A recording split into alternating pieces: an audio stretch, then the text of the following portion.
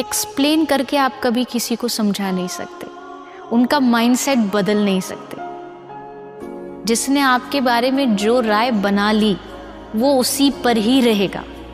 सारा खेल यहाँ अपनी मानसिकता का है। कोई समझे ना समझे, हम उनको समझाने भी नहीं जाते। जिसकी जैसी मानसिकता है वो आपको वैसे ही समझेगा। उसके लिए आप बुरे हो तो बुरे हो, उसके लिए अच्छे हो तो अच्छे हो। इसलिए अच्छा ये है कि